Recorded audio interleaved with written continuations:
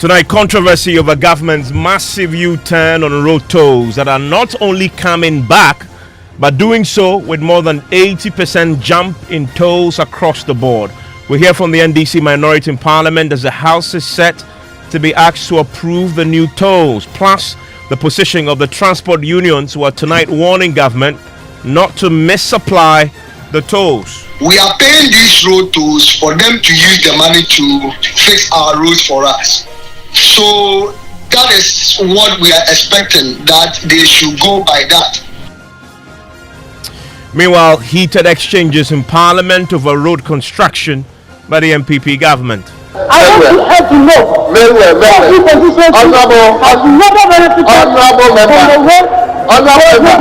honorable member, when he's talking, honorable member.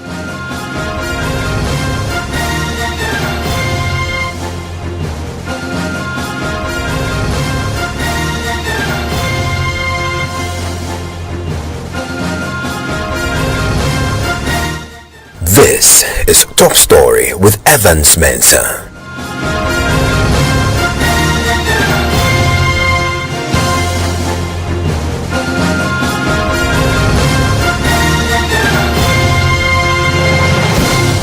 And Top Story is always brought to you by Vodafone. Government is tonight set to ask Parliament to increase road tolls by more than 80% just over a year after the government abolished the tolls across the country. Tonight, the move has sparked controversy, with the minority raising concerns, pointing out contradictions in government's application of the reintroduced tolls. The Ghana Private Roads Transport Union is warning government not to misapply the tolls. We'll take you to Parliament shortly.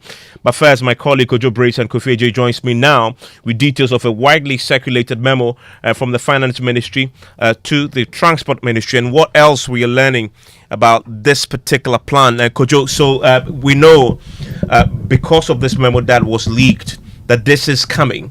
What else have we learned?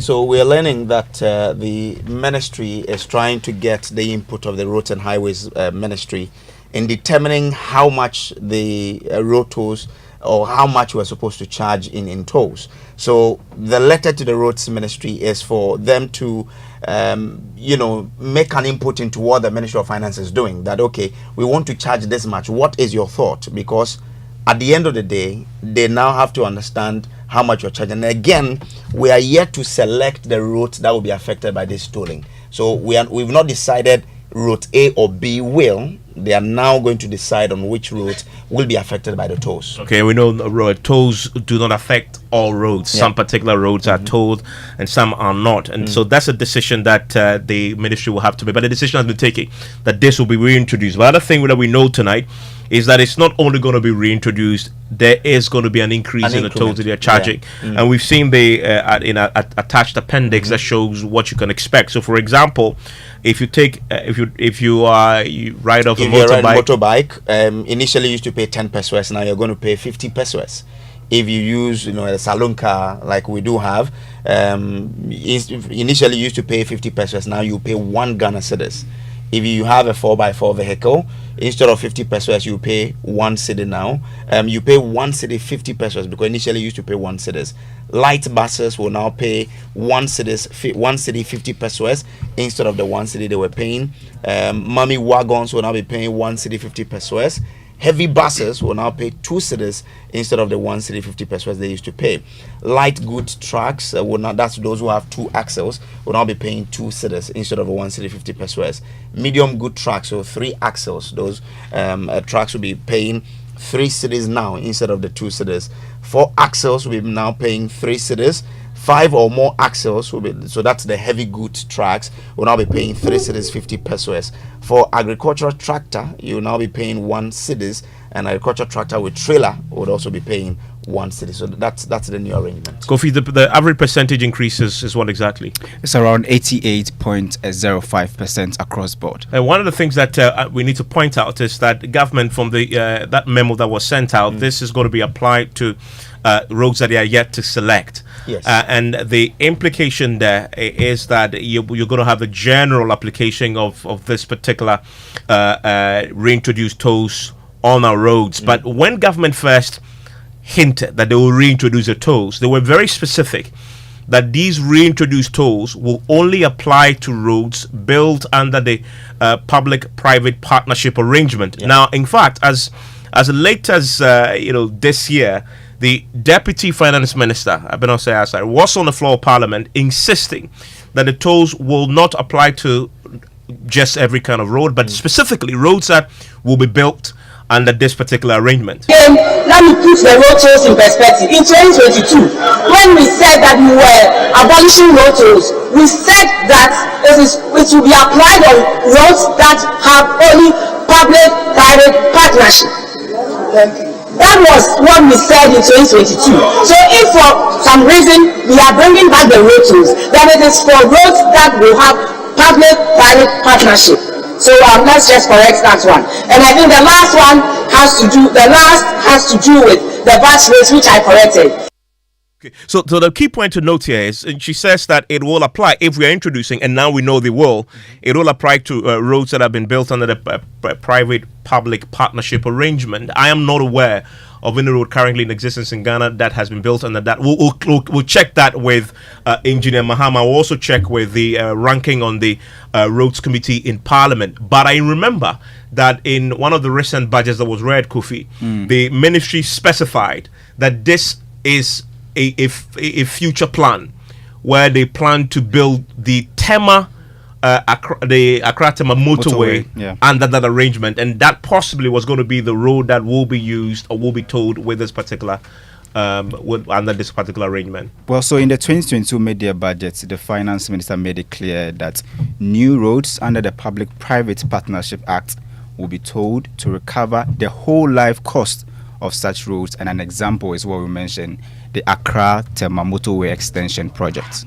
Okay, so that's a key thing that to note, and if you watch the budgets, it's traveled a bit because they specified, they qualified the application of the reintroduced tolls in the previous budget of 2022, but in 2023 they seem to have given a more blanket implementation. Exactly. So they say fiscal policy measures to underpin the 2023 budget for consideration and approval of Parliament include the reintroduction of road tolls on selected public roads and highways with renewed focus on leveraging technology on collection to address the inefficiencies characterized by the previous road toll collection. Now, we know that before road tolls were abolished, we had about 38 road stations, toll stations, and they were giving us on average annually about 72 million Ghana cedis. It's been more than a year since we abolished the toll, so we are assuming that if you do the math, then currently we've lost close to 90 million Ghana cedis. 90 million cedis is what we've lost over the period. And Kofi, it's important to stress, before the road tolls were abolished, this was making us 72 million cedis.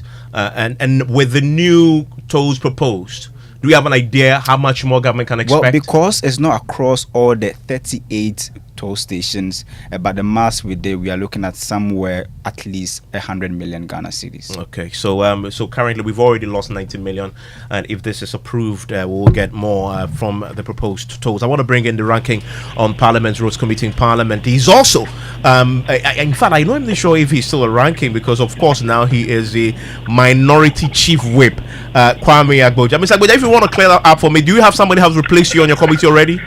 Yes, good evening, Evans, and good evening to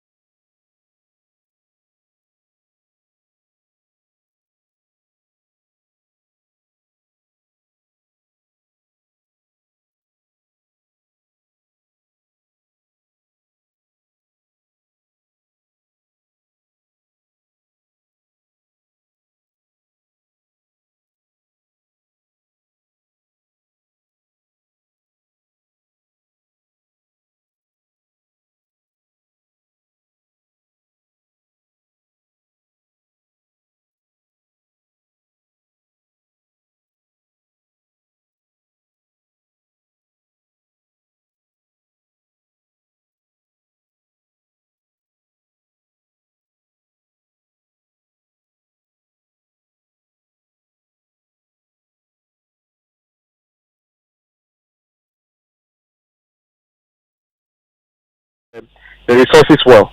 The problem is that it's not as if we don't charge road tolls in this country. The public is basically unhappy with what we use the proceeds of the road tolls and all the charges we charge on the road for, because they feel that they pay some amount of money and that money hardly gets seen in improving the roads in this country. And they got worse since 2017, 2018, when this government introduced something called Capping and Realignment Act. Basically, in 2023 budget, as you can see, the government is projecting that, for instance, the road fund will generate 2.4 billion Ghana cedis. But if you go to the Appendix C, 3C, the expenditure section, you will see that they are only going to spend about 1 billion cedi on roads. In other words, we use the name of roads to collect money from the public, and then we take majority of that money and spend elsewhere. Now, what are we supposed to do? In my view, unless we can prove that whatever we charge as road tolls would entirely be used on road-related expenditure, the minority will not support this. Because we can't spend money or contribute money to build roads, and then somebody goes to use the money to pay for cathedral or to pay for things that the public doesn't feel it's relevant. So I think he's speaking too quickly.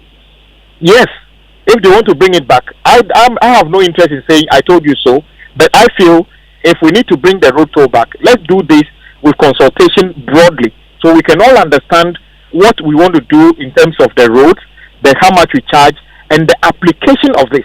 So it will require probably even a review of sections of the Road Toll Act. So it's not just going to be an issue of fees and charges act that he's talking about. And it is very sad. As we speak, Evan, I know people who have weeded sides of roads in communities, like they call the SMCs, small medium contractors, who we owe 15,000 cedis, 20,000 cedis for 3 years. We are unable to pay them. Imagine if we had even the 72 million that the minister says is no money. Imagine if we have 72 million, would have done a lot. It's a very, very sad situation. But guess what? Government feels that when you are voted, you have the license to do whatever, even if that decision is totally reckless. And it is a very, very sad situation. Just for clarity, so you're stating that you would only support this amendment of the bill and the new tolls if government can explicitly prove to you that they will use the proceeds for its purpose.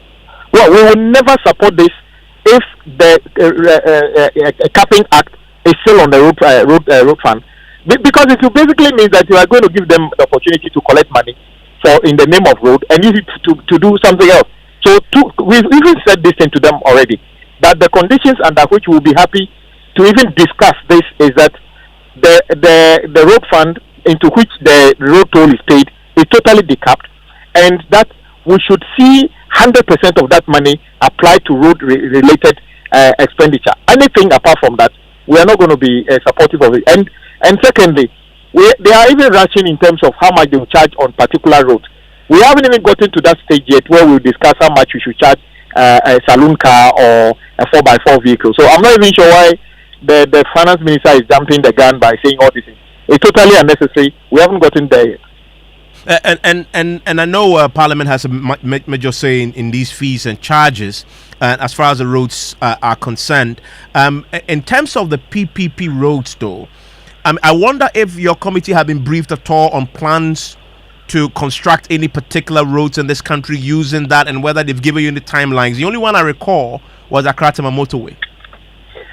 Well, Accra Tema Motorway is currently not under any contract. As you know, I've been fighting this government on the illegal motor angels contract. I am sure that contract is truly dead now. It doesn't exist. So as we speak, there's no viable or enforceable contract on Accra Tema Motorway.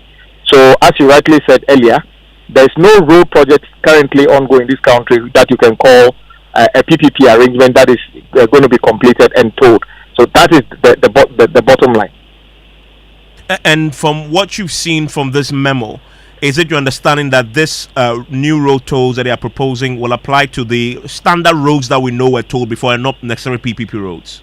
Exactly. My expectation is that this will be applied to any existing road. It's not going to be on any PPP road as we are talking about. In any case, You need minimum of 3 years to start and complete any stretch of road in reality. I don't think if they are talking about 3 years, I'm not sure they'll be talking about it today. They are talking about touring roads that already exist. They said they haven't selected those roads yet. I have an idea which roads they'll be talking about, but let them come forward and then we'll discuss the details. Thank you very much. That's Kwame Abuja. He is the Minority Chief Whip. He is also ranking on the Mines and on the Roads Committee in Parliament. There is a need to take a pause on the toll story and bring you a significant development story on the domestic debt exchange program that is just coming in right now. Some very important news for many who government had owed billions of cedis and government was in default.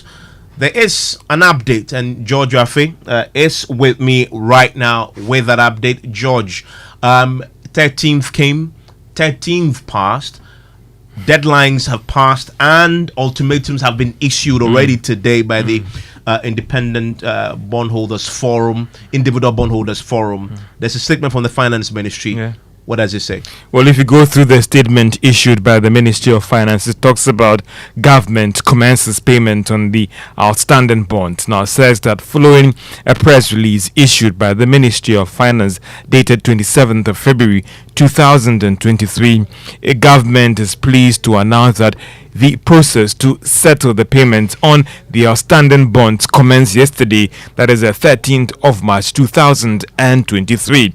The initial instruction covers coupon and principal payments on bonds that matured events, that is on the 6th of February 2023 and that of the 13th of February 2023. Now, holders of their forward listed bonds should therefore expect to receive their payment within the next 48 hours.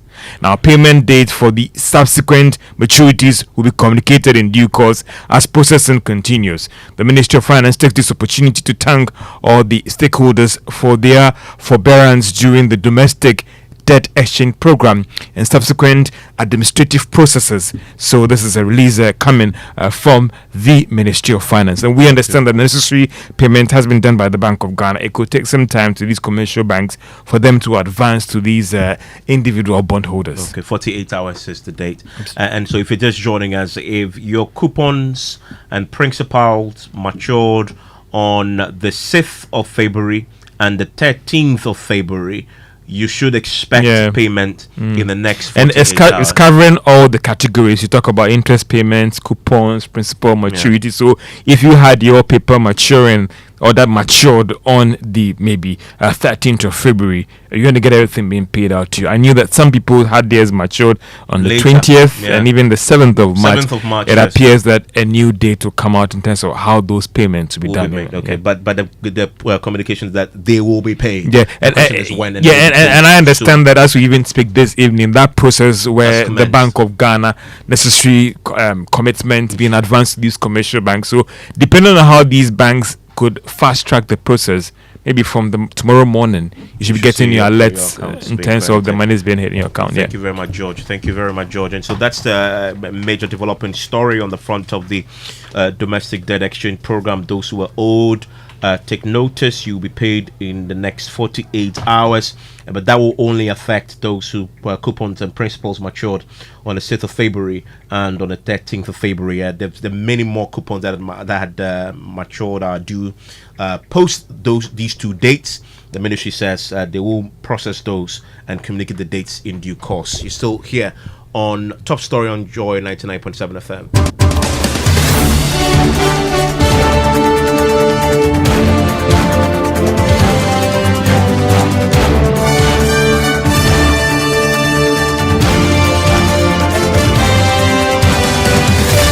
Well, our top story this hour, the controversy surrounding the reintroduction of tolls. Not only reintroduction of the tolls, but a proposed increase in tolls, more than 88% increase in the tolls. You've heard the minority declare on top story a short while ago. The minority chief whip declared that they will not support the proposed increases unless government will decap the road fund, but also be very explicit on the fact that the tolls once collected will be used for the appropriate purpose. They will not be misapplied. That's a condition that the minority had laid out. Let's get the word from the GPRTU, the largest private transport union. Imora Abbas speaks for the union and joins us on the telephone line right now. Mr. Abbas, thank you for your time. You're on Top Story.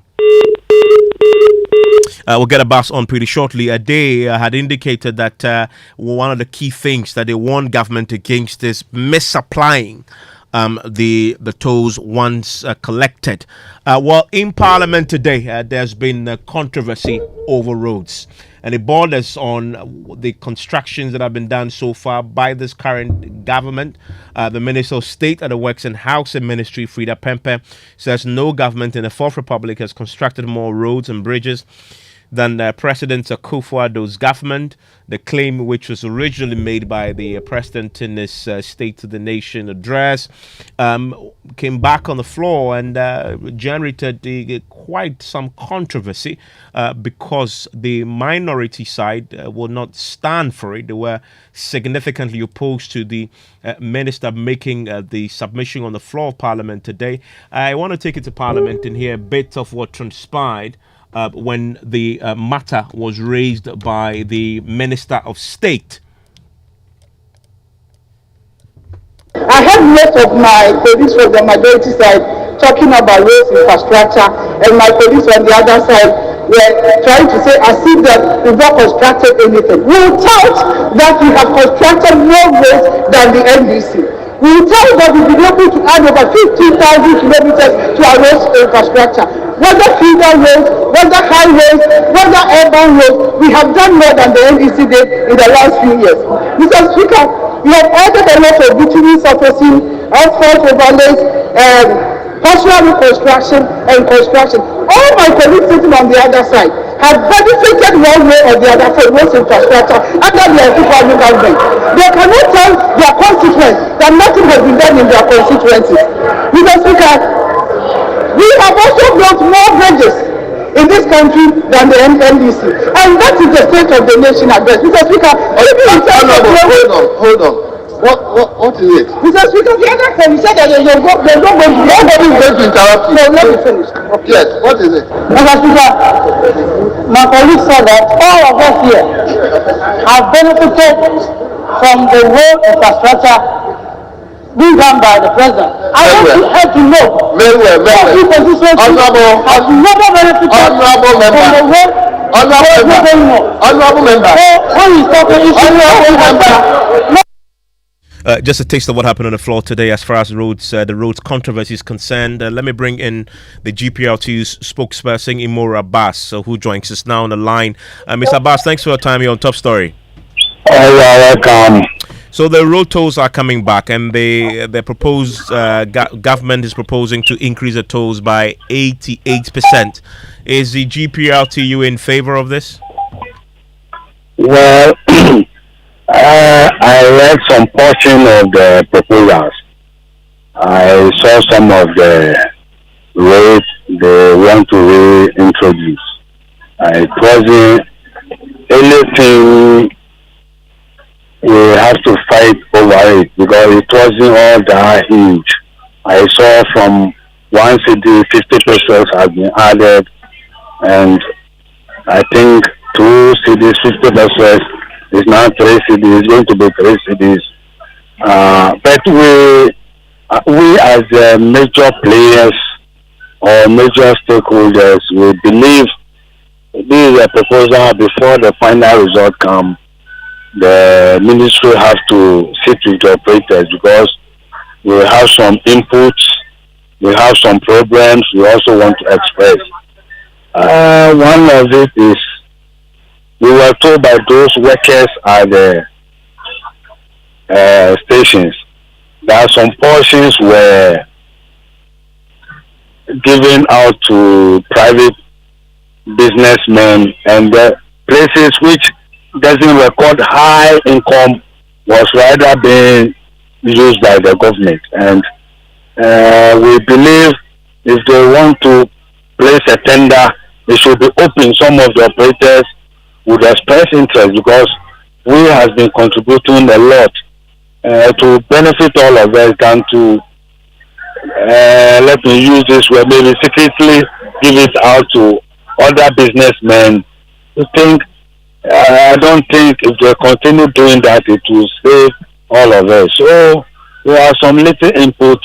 It's now the proposals. I think before the final decision comes out, we shall be consulted for our input so that we all live happily. But the prices, I don't think it is something we have to fight about. The prices, I personally doesn't think there's anything wrong with the increment, the little increment being put on it.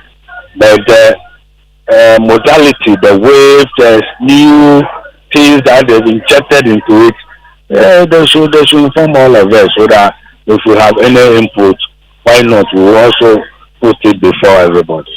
Thank you very much, Imora Basi. Speaks for the GPRTU. What do you make of the reintroduction, but also the proposed increases, the proposed 88% increase in tolls? Send me a WhatsApp, 055-1111-997. One Ghana, just one Ghana.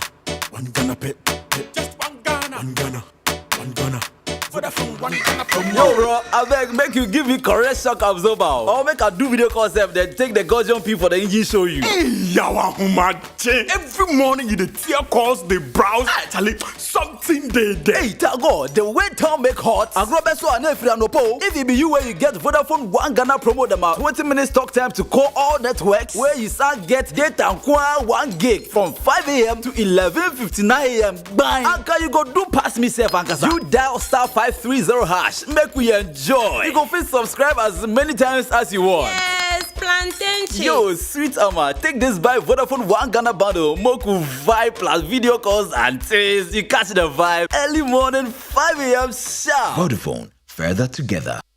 Imagine you had the power to impact the world around you.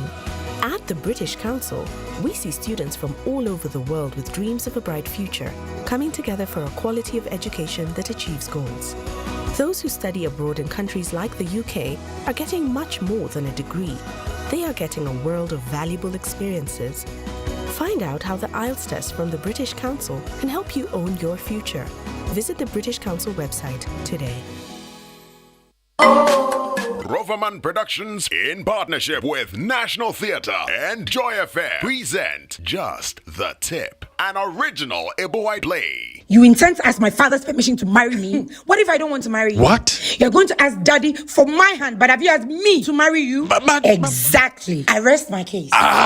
Just the Tip will show at the National Theatre on March 24th, 25th, 26th, 31st, and April 1st and 2nd. One show on Fridays at 7 p.m. 2 shows on Saturdays at 4 and 8 p.m. 3 shows on Sundays at 1 p.m., 4 p.m., and 8 p.m. That is Roverman 123. Get your early bird tickets at 150 Ghana cedis on the short code *365 *535 hash. Promo ends on March 23rd. Just the Tip is sponsored by Ebony Condoms, Gino Tomato Mix, GCB Bank, and M Notify. Roverman Productions. Be the difference.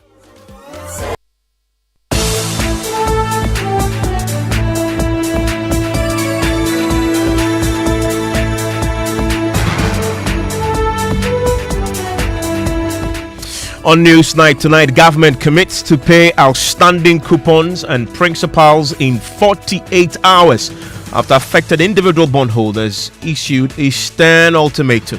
It is worrying and nobody is happy. We are giving by Thursday evening if we haven't received the coupons. Well, we have a lot of options. We've given the ultimatum. At the end of the ultimatum, if nothing is done, we'll meet and then we'll look at the other options, hitting the streets. Tonight, former Greek minister and MPP flag-bearer aspirant reveals he did not receive all the resources he needed to transform the country's economy through agriculture for the 6 years he served in cabinet. The president's priority is free education. For me, the priority would be agriculture. And not education? Well, I mean, but where do you fund education from? So what did he do about the funding challenges he faced while in cabinet? As a cabinet minister, I swear an oath of secrecy. But if you know my character, I'm not somebody who will sit in a corner and weep. I have to draw attention to it, which I did. Also tonight, opposition NDC fights smaller political parties over controversial law that makes the Ghana card the only ID for voter registration. We'll tell you why the NDC is questioning why the EC must prioritize the contribution of smaller political parties in decision making at IPAC when they do not have representation in Parliament. If you are adding mushroom parties and rating them with the same weight as NDC, the law gets passed in Parliament. There are only two parties. If you like, go and ask Akradonko to go and speak in Parliament.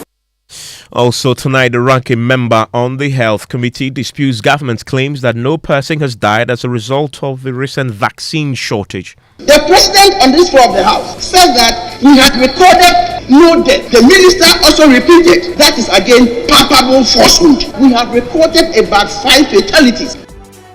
We have details as he demands full disclosure regarding the origin of the recently received vaccines. Mr. Speaker, these vaccines were coming from Nigeria. Of course, I have absolutely no problem if FDA confirms that these are good vaccines. But Mr. Speaker, the bigger question is that how come Nigeria has excess vaccines and we don't have? And in business, Finance Ministry and Bank of Ghana make progress on reaching a deal on the zero financing as precondition for IMF program. But what could be the implications for the economy and government finances? And in sports, FIFA scraps initial 3-team group format for the expanded 2026 World Cup following fears of collusion among teams. We'll bring you details from the Association Council meeting in Kigali, Rwanda. You want to stay with us for more here on News 9055 1111997.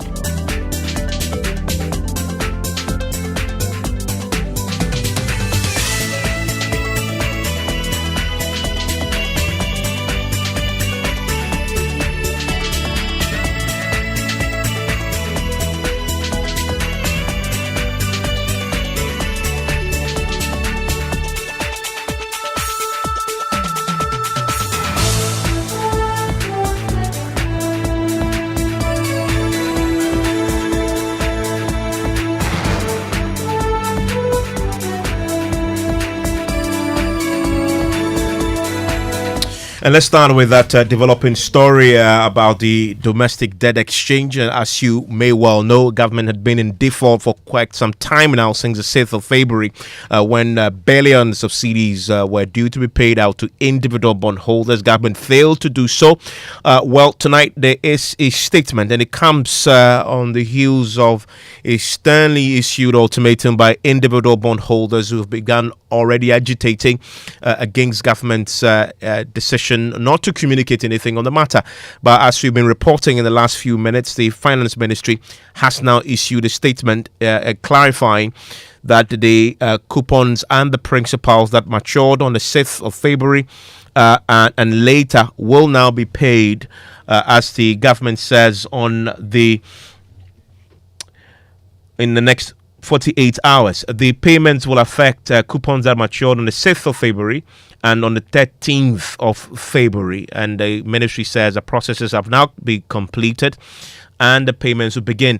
The statement also clarifies that payment dates for subsequent maturities will be communicated in due course as processing continues. There are many more individuals holding onto government bonds in this country that had their coupons mature and due post the 13th of February.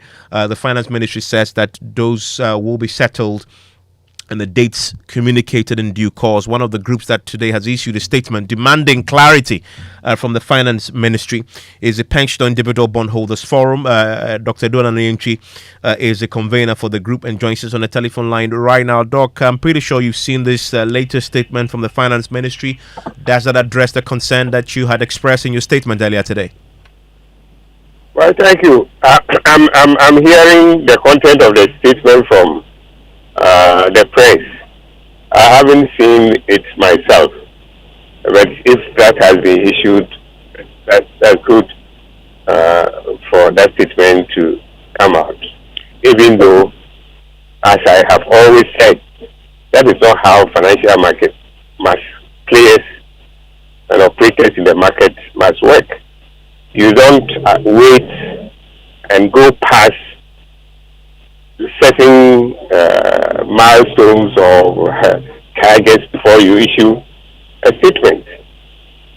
If you are not able to pay, what the issuer should have done was to make a statement before the expiration of the payment date, but not after.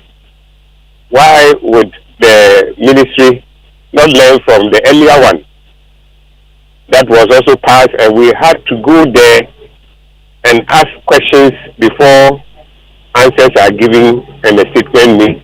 And I thought that was going to be the end of this kind of how the ministry is behaving in the market. The ministry representing the government is in the financial market, and it must do its work as other corporate issuers are doing the financial market. If information must come, the issuer must put down that information, must bring the information. You can't pay on the 13th, and you are not able to tell the market that as a result of ABC, I cannot pay on the 13th. You wait for 13th to pass, you wait for 14th to come before you come out with this statement. That is not how financial market players should be working. Please stay with me, Dr. Edouard Anantwi. Martin Kpebu is with the Individual Bondholders Association of Ghana. Martin, have you seen the statement? It's clear from the statement that I have in my hands that the government is committing to pay you and your members whose coupons and principals matured on the 6th and 13th in 48 hours. Evans, I'm also hearing about the statement from you guys. So you see the extent to which Mr. Furiata and the president disrespect bondholders. I'm hearing about it from you. At least Kepsi would have even demanded that they would have given us advance copies. Mr. Furiata has our telephone numbers. You can call his staff to talk to us before. And now we are hearing it on radio.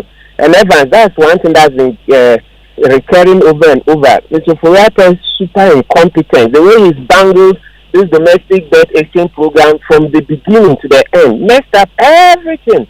At every stage, his incompetence shows up. At every stage, his incompetence shows up.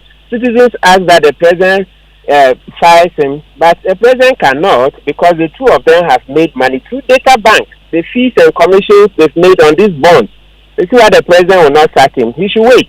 When the Arab Spring starts, then he will see that yes, he's really been a very poor ruler in Ghana.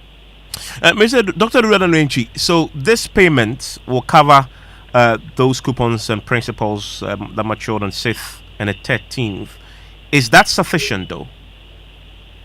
I don't think that is sufficient. At the last meeting I had with the finance minister, I said that if the government knows or thinks that it cannot pay all the matured coupons and the mature bonds with its coupons, the statement that was issued on the 27th, that statement should be clear. When the statement came, there was no such thing. So to me, as far as I'm concerned, being a market person, if such a statement is issued, you take it that by the 13th of March, every bond that has matured at that time will be paid. So it's just this statement that you are saying that is now clarifying that some will be paid, some will not be paid. Then my question is, why didn't you say it? And I raised that day. That if you think that you can't meet all the matured bonds, the statement that you are bringing out on that 27, let it be clear. You didn't state that. It's now that you are stating that some will be paid and some will not be. I am still saying that that is not how we should run our financial market. And Martin, I know many of your members, and I know some bonds had their coupons due on the 7th of March, for example. That's the latest one, I believe. They will not be covered by this payment. The ministry says, quote, payment date for subsequent maturities will be communicated in due course as processing continues. So there's no timeline for this. The closest they come to this is due course. Yes, Evans, and that sounds a death knell for our members, those in that category, because then it means that their plans haven't been already ruined. They can't even make any readjustment. They can't plan for the future. So we are just left in the dust. And that's not how to run a bond program. That's not how to do it. You see, and government has money, Evans. I've said it over and over. Government has money to pay, except that they are not prioritizing bondholders because they think we will always require it. But Evans, they are mistaken. The Arab Spring will come because by President Kufuor's own judgment, when he was in opposition, the time he was calling for the Arab Spring, conditions were not this bad. Evans, look, people see me every day and they tell me that, look, Martin, you are not angry. We are angrier than you. Just wait. When we show our anger, you will understand. So that's the Arab Spring coming, and President Kufuor will flee without his sandals. Then he will see that, yes, he's really messed us up for nothing. I mean, there were signs. Evans, you remember, look, the World Bank gave us warning at the beginning of 2020 that we are at a high risk of debt distress. That's the pro. If you Google it, you see World Bank, IMF. Then when COVID hit in March 2020, when COVID started, World Bank came with a program, debt suspension. We refused to participate in it because President Kufuor and Furiata knew that if we do, Data Bank will no longer make commissions from our borrowing because the World Bank will restrict us and all that.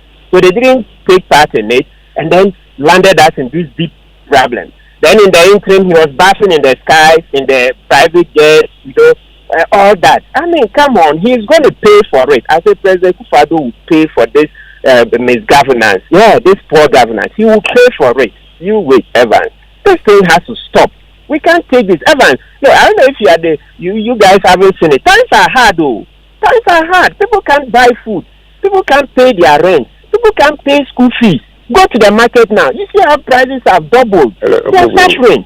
We are suffering. Look, the minimum Kufuor and the Furiata can do is that the money Data Bank makes, they can return it and say, you know what, listen, we want to return this money so that at least some bondholders can be paid.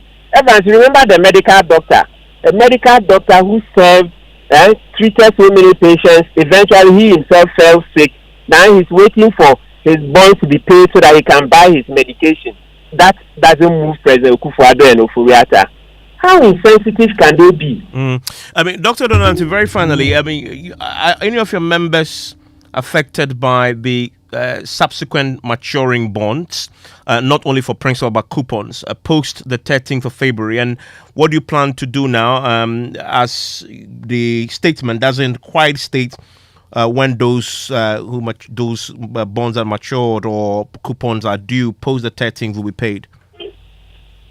Well, we would look at the statement and understand it well. And if we have to raise any issues, we would be raising.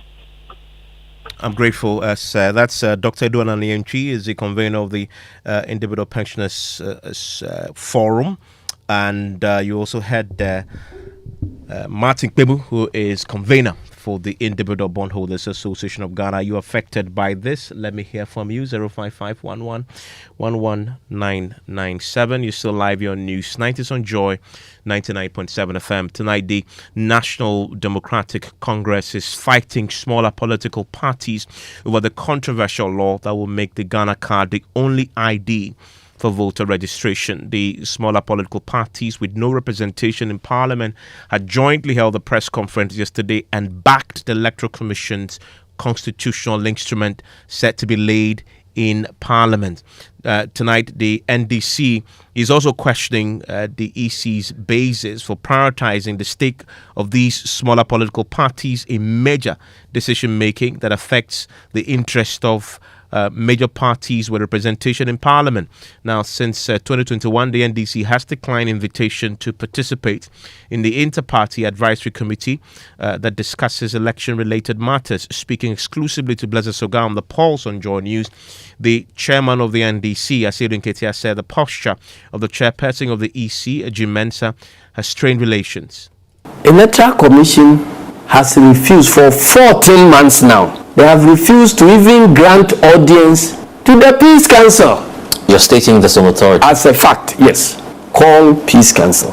The last time I stated it, we had done 8 months. People disagreed.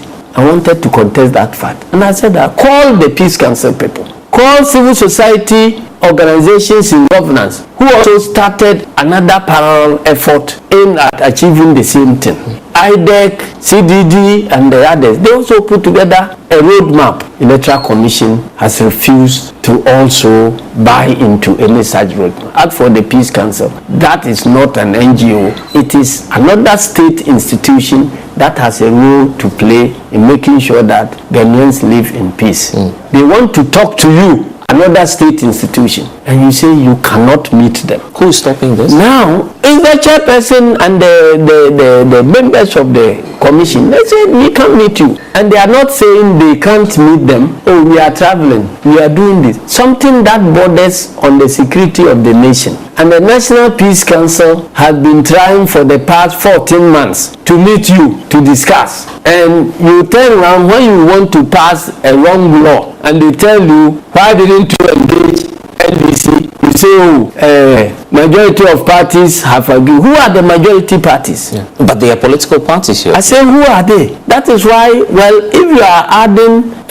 mushroom parties and rating them with the same weight as NDC, the law gets passed in Parliament. There are only 2 parties. If you like, go and ask Akua Donkor to go and speak in Parliament. You're not being fair to the smaller parties, are you? Oh, they don't have that much at stake. Their stake in what is going to happen is not as big as ours. And that is the point Electoral Commission must recognize. You understand? Right. So we are saying that, well, hard on the training grounds, easy on the battlefield. In the past, we would trash all these differences at IPAC. You, by design, want to exclude us at IPAC. We say, fine, we are waiting. Don't wait to Parliament. I want to bring in the General Secretary of the CPP, Nana Jantoa, joins us on the telephone line right now. Thank you for your time here on Newsnight. Thank you, Evans. I mean, this was triggered. These comments you've just listened to was triggered by, from what I understand, the joint press conference your party and others held. Let me just clarify. Was your party part of that joint? We don't know about it. We saw it in the media. In our party there are structures. Let me send greetings to your listeners and greetings to anybody if you have a guest in the studio. Greetings to my CPP comrade. In my party, there are structures. You cannot just go join a press conference without authorization from the party. And we saw it in the newspapers, like you, like anybody else. And we were not there. We were not even aware that something like that was going on. But well, it is their prerogative, it's their democratic right. And I mean, nobody can fault them if they want to also add their voice to the argument, to the discourse. The discourse. Asiru Nketia makes a bigger point that affects CPP as well, because you don't have a representation in Parliament. It says when it comes to big issues of national concern as far as elections are concerned, he doesn't understand why the EC will even prioritize your voice in the matter, because your stake is pretty minimal. Your reaction? I heard him. This is not the first time he has said that. I think he has an entrenched position on that. But such a statement is not very pleasant. It's not very fortunate, because all of us are in the political arena. And for you to add your voice, it's not only from Parliament. There are other avenues where you can exact your voice. You can talk about issues as a political party. One of them is a press conference. One of them is we are talking now. There are a lot of avenues for you to add your voice. When there is an election and we are paying filing fees, the EC does not say that because other parties don't have representation in parliament, they are paying less. You all pay the same level of filing fees, both for the presidential and the parliamentary.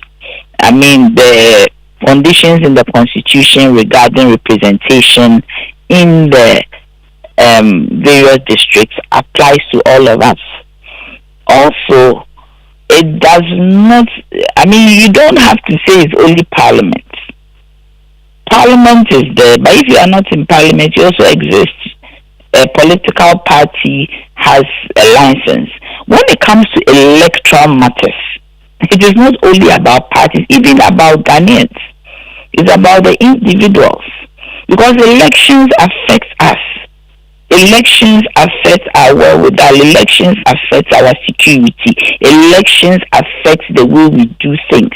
If elections go wrong, the whole nation goes wrong. So it is not only about representation in parliament, it's about what Ghanaians are talking about. So the fact that some parties don't have representation in parliament, it does not mean that they are inconsequential. It does not mean that they do not exist. Parties do exist and they've been given the license to operate. Let me ask you about this substantive matter. For the CPP, where do you stand on this CI that will make the Ghana card the sole ID for voter registration? You see, we will come up with where we stand because we'll have a meeting very soon of our central committee, the highest administrative body, and we are going to come up with exactly where we stand. But the issue is that there is a law, and everybody knows that law, and this year has brought up that law. It talks about using the Ghana card to vote. So the question that I asked is that where is the source document for using the guarantor system to enable somebody to get a voter ID? We need to go and look for that source document. Where is it? Where does it say that we should do that? Is it a question of a practice or a question of a norm? What is it? Because you see, with this guarantor system, even if you are looking for a Ghana card, you use the guarantor system, where somebody can guarantee for you by swearing an affidavit. So then it means that we need to have a dispassionate argument. We need to be able to have data to say that such and such people will not be able to get the Ghana card because of their location. This morning I was asking that when the EC starts registering people at their district offices, we need to be able to know that the district offices are close to certain locations. I use in Zulezu, in the western region, where they sit on stilts. Is there a close-by office? These are things that we should be talking about. Because you see, there is a law, and it makes the argument very difficult when there is a law which is very categorical. Then we need to also go and look for the source document for the guarantor system. We also need to look at the passports as a document, because today, if I leave Ghana and I go to the United States of America, I go to Nigeria, I go to anywhere, what identifies me as a Ghanaian is not my Ghana card. It is my passport. If I go and show my Ghana card to a policeman anywhere outside this country, suddenly I'm facing a deportation. Because that person wants to know whether I have a document that identifies me as a Ghanaian, that allows me to stay in that country for a certain period of time. So let's have a very dispassionate argument. You see, when we start trying to segment political parties and say this is this, this is that, it is not very pleasant, because Ghana is not a duopoly. We need to insist on that. Ghana is a multi-party democracy. Make multi-party democracy thrive. The fact that two parties have had the opportunity to be in parliament for this time around, and we shouldn't forget that CPP was in parliament at a certain time, PNC was in parliament at a certain time. Yeah, I mean, the Serungetia says, well, it's no more, and so that should count for quite a lot. Thank you very much, Nanaya Jantwa. Yes, she's the General Secretary of the CPP. Talking about the CI, the major controversy revolves around its laying in Parliament, and then the 21 working days just begin to count. So what has happened to it since? Let's bring in our parliamentary correspondent, Kweku Asante, joins us now. Kweku, has it been laid? Hello, Kweku. Hello. It has not been laid repeated on the other for some time now. Kweku, I'm struggling to hear you. You might want to reposition yourself. You're saying that it hasn't been laid yet. Is it better now? Great, yes. Yeah, the CI has not been laid yet. Indeed, it has on a number of occasions, and we're expecting the debate to happen on the floor. And in respect of that, even the committee of the whole that was held with the EC boss in place, that report has still not been put before Parliament. As we speak from today, Parliament has only 14 sittings to go on break. It could be less depending on when they go on break. And so even if this CI is laid today or tomorrow, the EC will not get its 21 days before Parliament goes on break, and that's been a concern. Some of the information we've also been getting is having to do with the numbers game. The NDC have asked its MPs to come to the floor every single sitting, and they've been doing so for some time now. It is not so clear on the NDP side because we have picked someone like Adjosa who's not around. We also understand another minister is not in town as we speak. So the majority leadership are also looking at the numbers game as of now. If the CI is laid, you will need to tell the MPs to annul it from coming into effect. And the minority don't have that numbers. They are saying that they're going to speak to people within the NPP, people like Kennedy Japan, who have already spoken out in opposition to this CI. So they are doing that kind of reconciliation in Parliament. But as we speak, it has not come up on the floor since the Electoral Commission boss and the NRA officials came to brief MPs. Thank you very much, Kweku. Still live on News 90 on Joy 99.7 FM. Let me share a few of your messages on the WhatsApp console with you. This one from Promise and Cater, today's nation's address is like how, it talks about the Promise and Cater says it seems that EC is just joking with 2024 elections. Why not listen to the predecessor, Dr. Kojo Afari-Gyan, who has been speaking today, by the way. Ghanaians are not joking with these, he says, fabled arguments EC is making. That's his position on the subject. And another one on the subject of the bonds, this says, let me share with you. He's talking about the bonds that had now been, and George Yafi will bring us more on that particular story very shortly.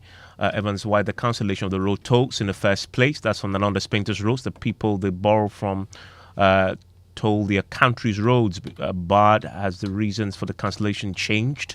Is a question that is asked there. And a final one still on the road subject. Many of you joining us on Agboju's argument. It says does not make sense. The money used for the construction of the road wasn't only generated from the road-related revenue. So why do you want to use road tolls revenue for only road-related expenditure items? A few of your comments there. Still ahead, former Greek minister and MPP flag bearer aspirant reveals he did not receive all the resources he needed to transform the country's economy through agriculture for the 6 years he served in cabinet. The president's priority is free education. For me, the priority would be agriculture. And not education? Well, I mean, but where do you fund education from? So what did he do about the funding challenges he faced while serving in cabinet? As a cabinet minister, I swear an oath of secrecy. But if you know my character, I'm not somebody who will sit in a corner and weep. I have to draw attention to it, which I did. And then later, buying chilled sachet water from a man in suit. That's how a level 200 student is earning money to fund his tuition. But is that enough to sustain him in a harsh economy?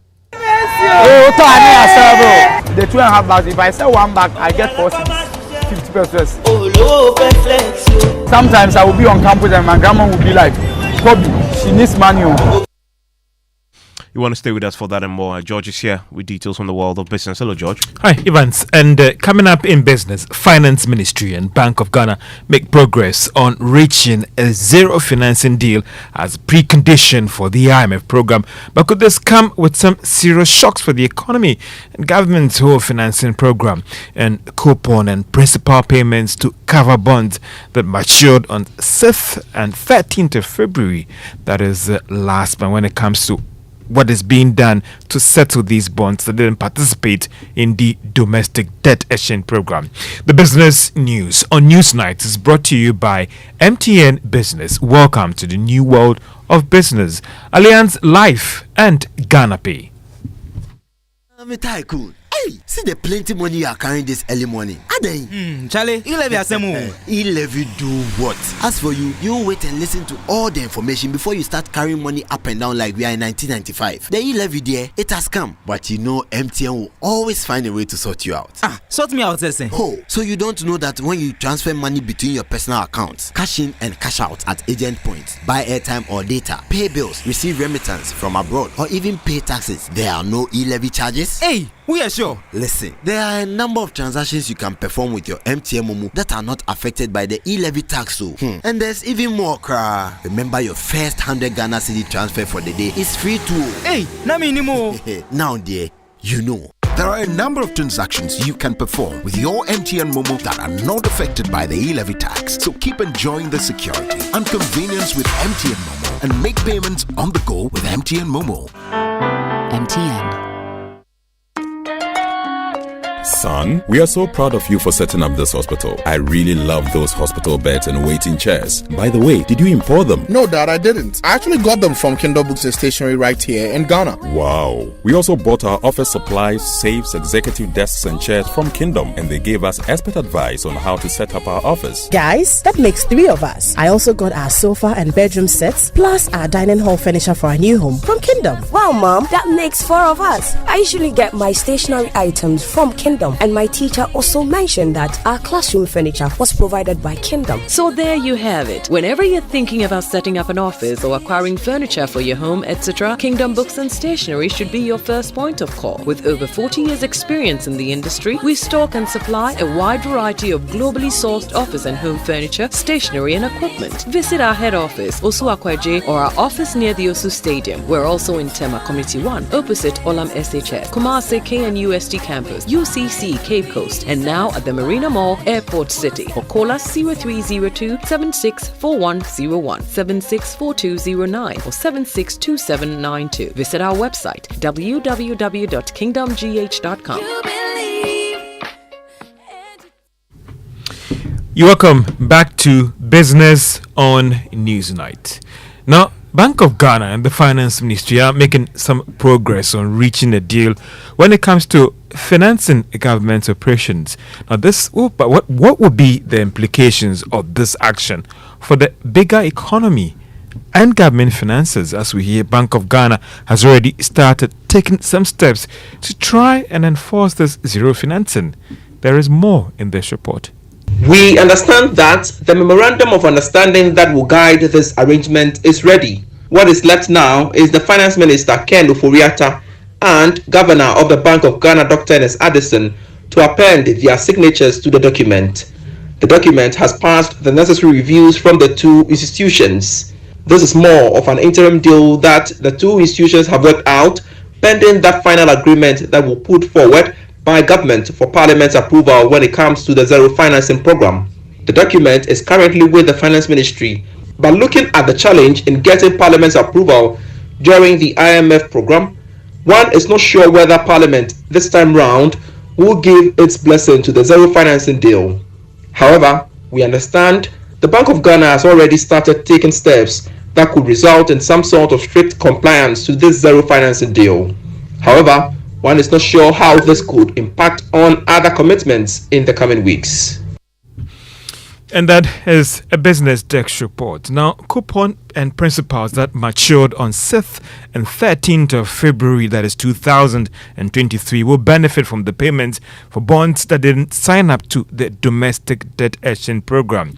Now, Joy Business is learning that the Bank of Ghana has made the necessary payments to the commercial banks. Now, therefore, the accounts of these bondholders should be credited from this evening and even tomorrow as well. The Finance Ministry in a statement noted that it will announce the payments date for bonds that matured on February 20 and even this month as well. Local currency continues to firmly stabilize against the US dollar. The rate of depreciation against the greenback has slowed significantly since last month. Bloomberg News, for instance, is saying that local currency has gained about 5% to the US dollar for this month. Now, some market watchers are linking it to the improved dollar support coming from the Bank of Ghana. Some also believe it is rather the savings that government is making when it comes to the domestic debt exchange program. This is because government has made some savings when it comes to dollar payments that it should have made to investors that bought into the Eurobonds. Government is also projected to make about 30 billion Ghana cedis in terms of savings and interest payments that it should have made this year alone to investors that have placed funds in the various government bonds. Some have argued that the stability could even be sustained if Ghana is able to secure a deal with the IMF in time to help stabilize the economy. Two other stories. The Executive Secretary of the Chamber of Petroleum Consumers, Duncan Amwa, has stated that government's Gold for Oil program is likely to create some disruptions in the market. According to him, Ghana could be at risk of possible fuel shortage under this program. He has been speaking at an engagement with the British High Commissioner.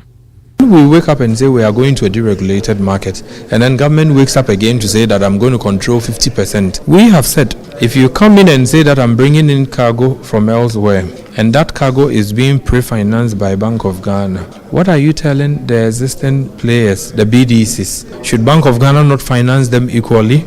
If they had planned their cargoes for the year, then you come in to disrupt everything and insist that you are taking 50% of the market. Whatever license fees you collected from them, are you willing to refund? Clearly, we will not only destroy these people who have sustained the market, we would also destroy the market, and at some point, the queues you find forming in Nigeria could visit Ghana simply because government now finds a space that it could go to explore, and that space eventually they will make their profit, but the space would suffer for it. And that is the Executive Secretary of the Chamber of Petroleum Consumers, Duncan Amwa, speaking at a meeting at the British High Commission on this Gold for Oil program. The economic benefit of the ruling of the international maritime boundary is yet to be realized both in Ghana and Ivory Coast in terms of its full economic benefits. That is almost after 6 years ago. Now, this is despite many efforts made by the country to explore hydrocarbons around the litigated areas offshore. President Akufo-Addo made the disclosure in the speech at the opening of the National Honours and Awards 2023 when he gave awards to individuals and institutions that supported the country during the hearing in Hague and also the fight against COVID-19. The judgment of the tribunal has brought finality to a maritime boundary dispute that had been extant over 5 decades. Although the precise economic impact has yet to be conclusively established, what has emerged quite clearly is that our western maritime boundary remains intact. Indeed, many were those who feared that the outcome of the judgment would strain the friendship that exists between Ghana. And that's President Akufo-Addo. Now, the awards Chief Executive of Multimedia Group, that is Kwesi Twum, Senior Partner for KPMG Ghana, Anthony Sapom. We are among some of these individuals that were awarded for their contribution in the fight against COVID-19. Now, Senior Partner for KPMG has also been speaking to Joy Business about the honors, and he talks about how that will go a long way to help in their business going forward. To other stories, GB Foods Ghana says it is poised to work with government to ensure food security in the country. According to its chairman, Kirela Mes-Arthur, the company will engage key stakeholders within Ghana's agricultural sector to continue to expand these operations. Now, speaking at the factory expansion of GB Foods, he stated that measures have already taken place or put in place to take advantage of the Africa Continental Free Trade Area, which is key to the growth of the company. play also a relevant role in Ghana's food security. And our ambition is to achieve a fully Ghanaian supply chain of tomatoes, so that our tomato products are not only processed but also farmed in Ghana. When we achieve this, the positive impact of our business in Ghana will be exponential. Your Excellency, with the support of the Ministry of Food and Agriculture, the Ministry of Trade and Industry, we are working to identify locations for 2 adjacent farmlands of 7,000 acres each, where we plan to construct 2 industrial farms with integrated factories to process tomato concentrate. Corella Mess Arthur is the chairman of GB Foods there too. The stock market, and if you're an investor in Guinness Ghana Brewers Limited, the share price was up by 13 pesos to close at 1 Ghana cedi 50 pesos. That of MTN continues to soar up in terms of its price. It was up by 7 pesos to close at 1 Ghana cedi, that is 10 pesos. That of Unilever was also up by 29 pesos to close at 3 Ghana cedis 28 pesos. So some 3 share prices witnessing some substantial gain in prices at the end of trading on the Ghana Stock Exchange.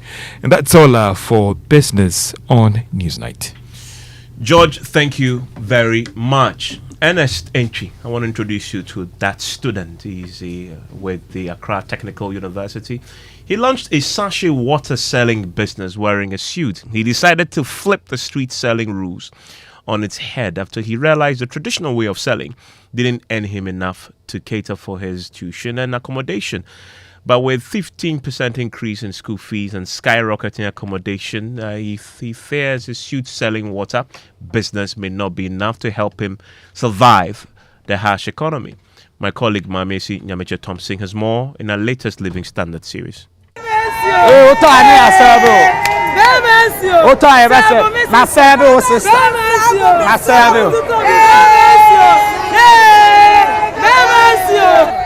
The sight of Ernest wearing a suit in the steamy hot afternoon weather at Kingsway Market excites many traders.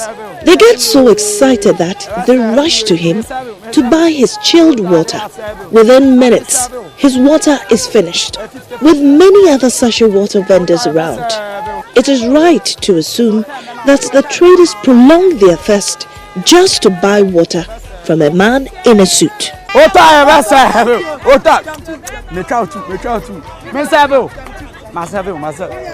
Ernest carries on his head a pan filled with chilled sachet water. He holds in his left hand a leather bag for his money and a tray in the right. He proudly walks through the market, ready to quench the thirst of his customers. At first I was selling I was taking it to one bag, then I added some drink, but now the drink is expensive and it's not moving. So what I did was I need to take the pure 2.5 bags, because the 2.5 bags, if I sell one bag I get 4 cedis, 50 pesos. So when I sell more, then I decide, then I do what? I save this.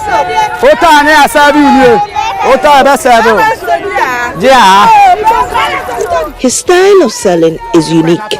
While other sachet water vendors wear ordinary clothes, Ernest is dressed for success. He has successfully branded himself as the suit-wearing iced water vendor. He doesn't only get eyeballs fixed on his suit, he also makes more money. You're welcome. As I started selling, my highest water I've sold is 28 bags. In a day? In a day. I started 10 a.m. and I closed 6:30. Following the death of his parents, he struggled to put himself through school. He was admitted to Accra Technical University to fulfill his lifelong dream of becoming a building contractor. With no support and a family to care for, he started selling sachet water. Sometimes the work that we do it online, and you haven't registered, you are not part of the students. So I consulted a friend and said, you get 700 for me. So he also gave me 700 and I paid. The second semester, it's left with 1,000 for me to add up before I can continue the second semester. Then, so during the vacation, I started selling the water. Despite his strategy, he makes marginal profits. it is not enough to take care of his tuition and accommodation fees. Things is not easy. Things is not easy. Sometimes I will be on campus and my grandma will be like, Kobe, she needs money, she needs money. And what should I do? I need to come to the street and come and sell. And now the school fees has increased. I was thinking as you are moving forward, it will be reducing. Not knowing as you are moving forward, and it's also increasing. So at first I pay around 1,700 and now I'm paying 2,000. It has increased to 2,000. The hostel fee too has increased.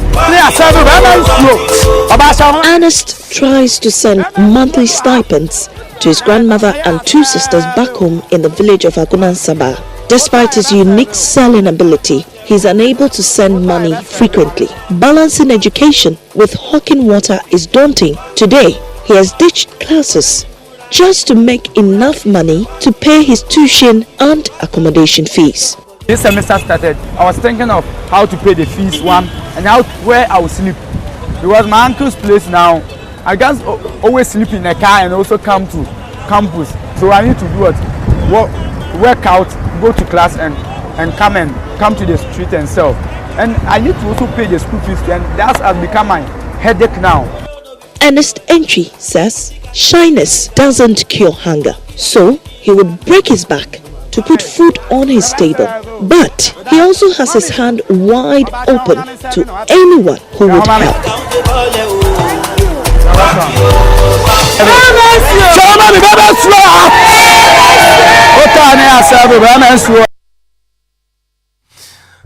Oh, what a lovely story there. That's the story of how to grind and make it in the midst of an economic crisis. And I want to hear from you, any of you experiencing what you just heard there from Ernest Entry. Share your own experiences with us, how you're surviving in these hard times. Are you also possibly selling sachet water to survive?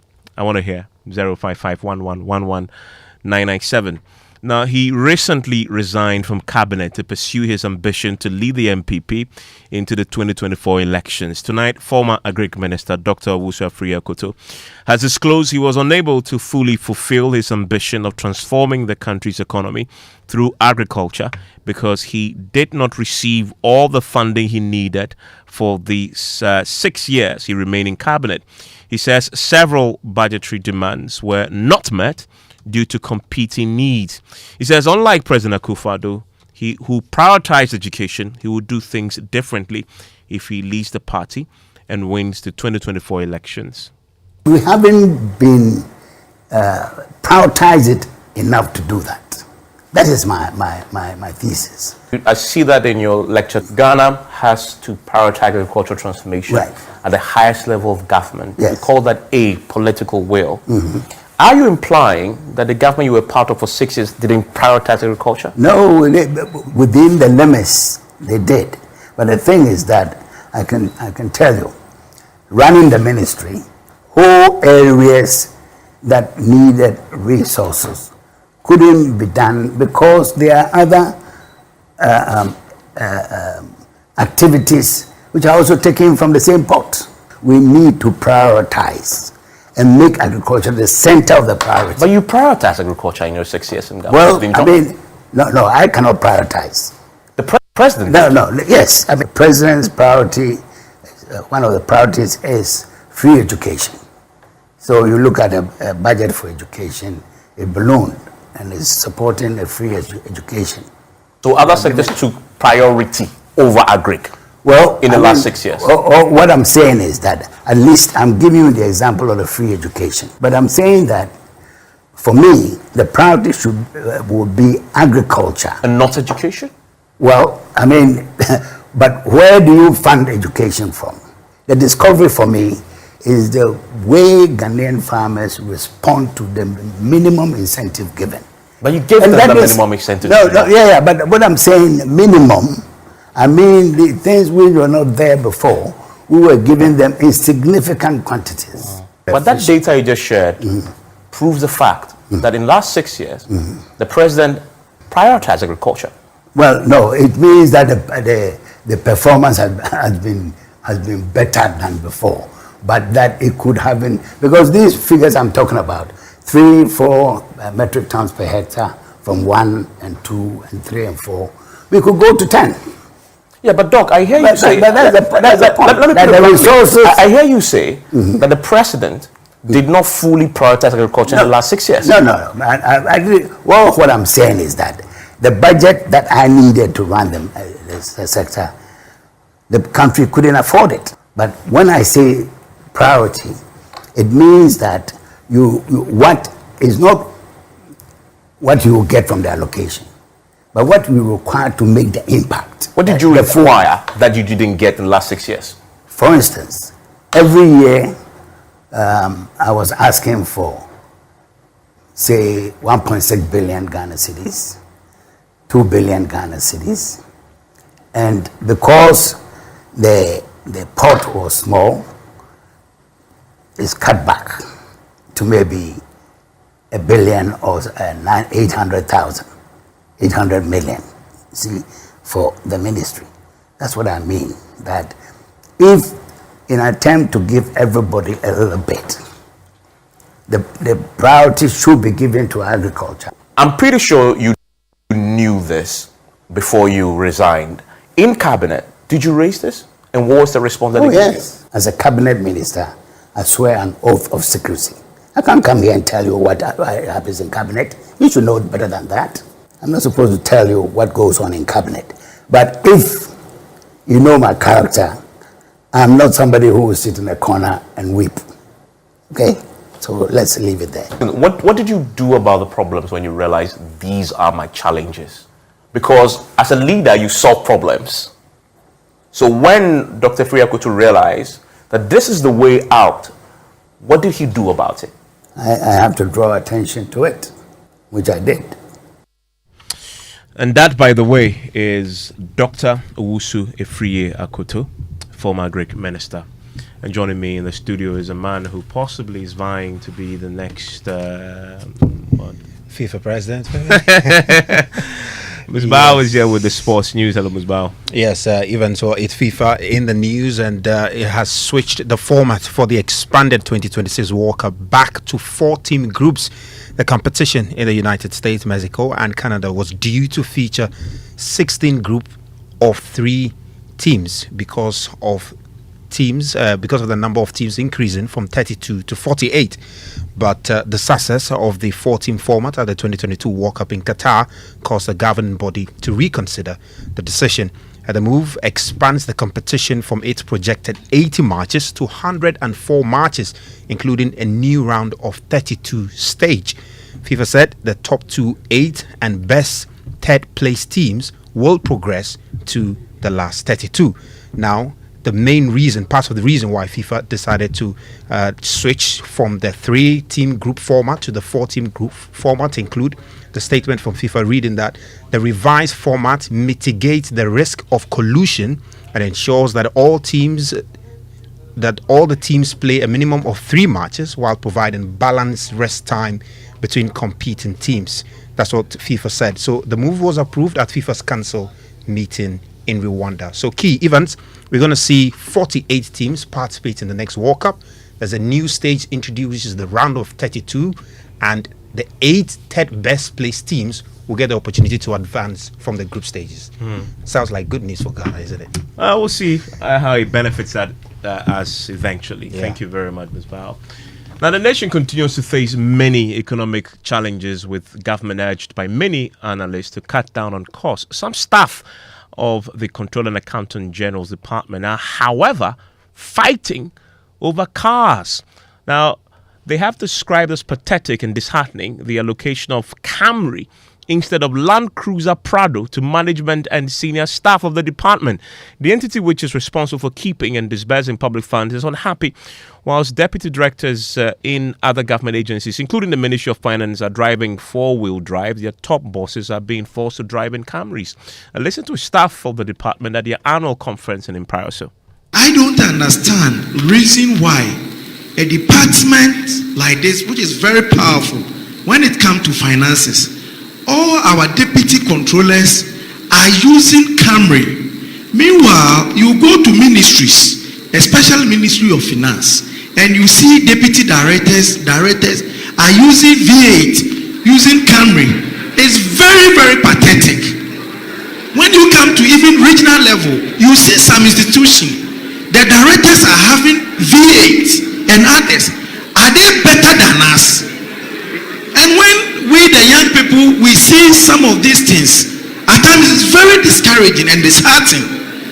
I'm pleading that controller, you do your best for us, not for them, for all of us, so that our deputy controllers, if not even at least not V8, they should be given Prado.